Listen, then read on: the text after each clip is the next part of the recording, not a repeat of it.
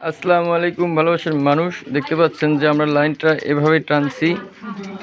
আসলে চাইলেও ওখানে গেট বাল্ব দেওয়া সম্ভব না, কারণ ওখানে একটা ঢাকনা হবে, তার উপরে প্লাস্টার হয়ে কিন্তু আটকে যাবে। যার কারণে আমরা এভাবে এখানে যে লাইনটা করা হয়েছে এটা বাইরের একটা লাইন, এই লাইন দিয়ে চলে যাচ্ছে গোয়ালঘরে। আর এটা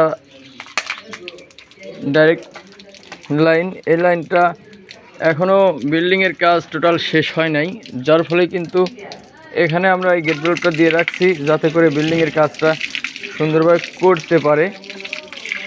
আর ওই লাইনটা চলে গেছে সোজা ট্যাঙ্কিতে। আমি ওই লাইনটা আপনাদের একটু দেখাই। বাপ একটু সাইড দেবো, এই যে পাশ দিয়ে আমি নিয়েছি,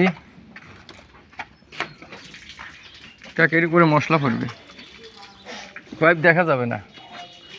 এই যে দেখতে পাচ্ছেন এভাবে লাইনটা টানেছি, অবশ্যই আপনাদের ভালো লাগবে।